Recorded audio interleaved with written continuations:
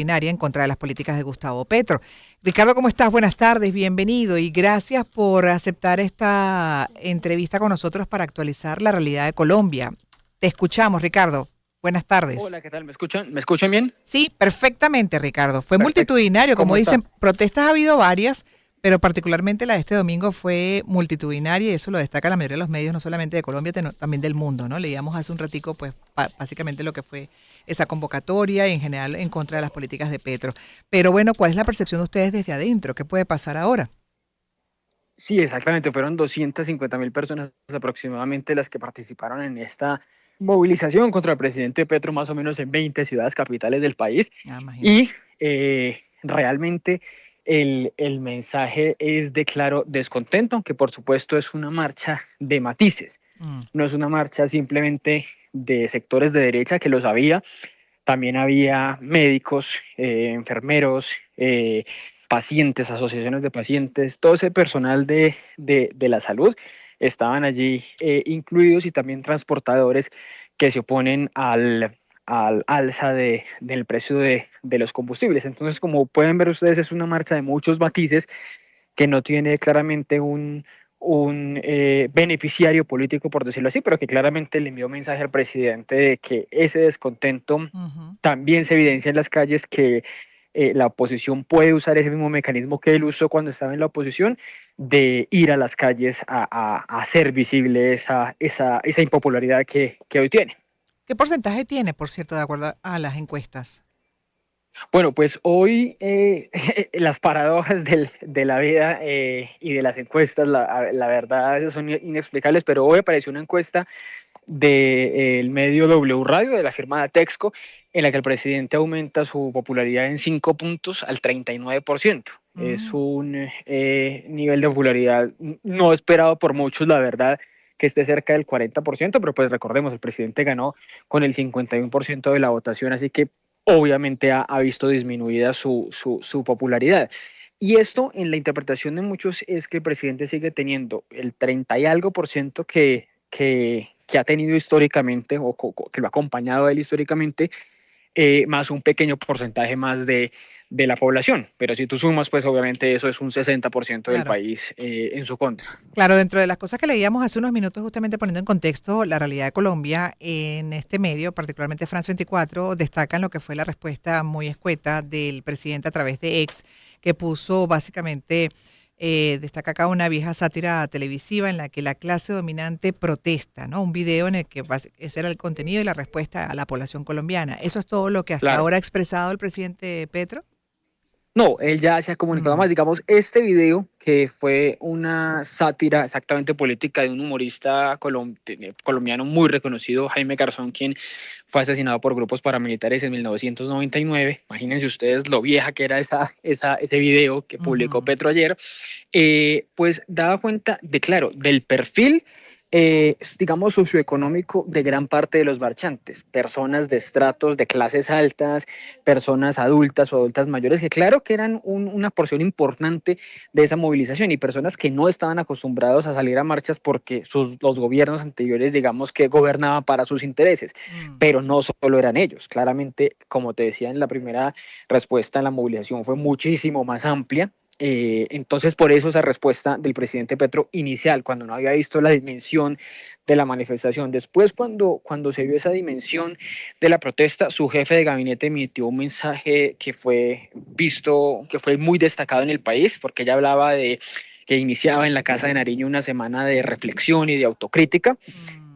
Y a propósito, te hay una noticia que está ocurriendo en este instante. Hay una cumbre de última hora, una cumbre política en la Casa de Nariño. El presidente convocó a su ministro de Interior, a la jefe de gabinete, y también a una de las senadoras más cercanas a su proyecto político, María José Pizarro, de quien se habla podría ser candidata presidencial, y están analizando estas marchas. Y por otro lado, el presidente en otro mensaje que emitió anoche, pues hablaba de una contramarcha, que es lo que empezaremos a ver seguramente en el país durante estos 2 próximos años, unas marchas Mm. y contramarchas. Y el presidente ya dijo que el 1 de mayo, Día del Trabajo, pues iba a marchar con los sindicatos, con los trabajadores, e iba a estar en la tarima de la Plaza de Bolívar. Y ya para terminar, te pregunto, ¿qué tanto ha avanzado él, por ejemplo, en sus políticas públicas? ¿No? Esta marcha ha sido, entre otras, justamente en rechazo a bueno, las propuestas que desde el inicio, incluso en campaña, ya había asomado el presidente de Colombia. Pero ¿hasta qué punto ha podido Sí. ejecutar o lo han dejado avanzar en estas propuestas y cambios? Hay dos miradas, una digamos desde lo ejecutivo, Mm, que es el nivel de ejecución presupuestal del gobierno ha sido muy bajo y por eso ha sido criticado, pero en lo ejecutivo, como te digo, ha logrado avanzar significativamente en la reforma agraria, que es una de sus 5 grandes apuestas. La paz total, que son las negociaciones con los grupos armados, sí va muy débil. Y en el Congreso, digamos que es la autopista legislativa, tiene 3 iniciativas: la reforma laboral, la reforma pensional y la reforma a la salud. Esta última, la reforma a la salud, ya fue hundida por el Congreso. Están intentando revivirlas con maromas legales, pero está difícil. Y la reforma que está más avanzada es la reforma pensional, que a propósito en pocos minutos empieza su debate definitivo en el Senado de la República. Falta la decisión en la Cámara de Representantes, pero Petro sí está recibiendo, digamos, un impulso de la mayoría de partidos políticos para su reforma pensional. ujú. Mientras tanto, ¿cómo está la población colombiana desde el punto de vista económico, calidad de vida?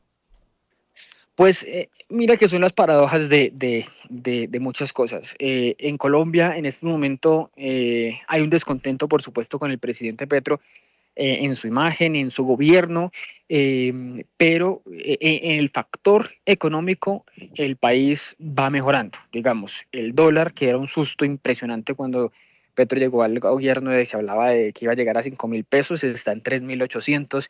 La inflación ha venido reduciendo, sobre todo la inflación de alimentos, que es un tema tan sensible para la ciudadanía. El desempleo se mantiene en menores dígitos que los que dejó el expresidente Iván Duque. Así que en el factor económico, más son los sustos y las prevenciones que se mantienen contra Petro que las realidades en el factor económico, y ya no es un tema que afana tanto a los colombianos cuando uno mira las encuestas. Cuando mira las encuestas, lo que más nos afana es, por ejemplo, el tema de la inseguridad. Ah, la inseguridad. Y es el punto de vista de valores democráticos también, porque siempre fue eso, ¿no? Parte de los temores que se expresaron durante la campaña, De, previo de, ya a la elección. De acuerdo, el tema de que, digamos, el presidente Petro eventualmente quiera reformar la constitución para reelegirse, ese es un punto que genera mucho ruido, tanto como la división de poderes no se ha visto tan afectada, a pesar de los roces que ha tenido, por supuesto, el presidente con las Cortes y con el Congreso, pero esa posibilidad de la constituyente de la que habló el presidente Petro hace más de un mes en Cali, en la tercera ciudad Ujú. más grande del país, que es muy petrista, esa posibilidad de la constituyente también avivó mucho las marchas de ayer en su contra. Mm.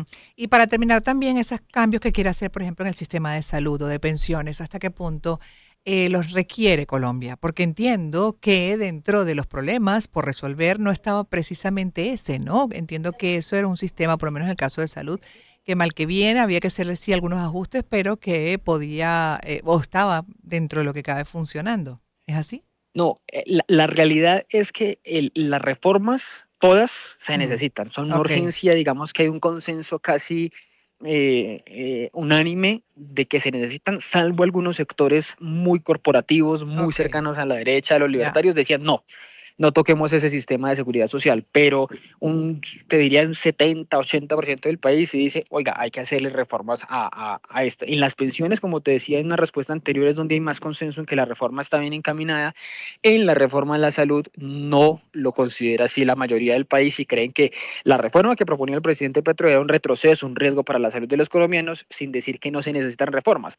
Por eso muchos sectores políticos ya están hablando de que caída la reforma del presidente Petro, van a presentar una reforma Ya. de otra manera a partir del 20 de julio que se inicia la nueva legislatura. Claro, no es que no se necesite, pero lo que estaba planteando él podría implicar que para ese sistema, dentro de De lo que acuerdo, funcionaba, ¿qué podría implicar que la gente prefería rechazar?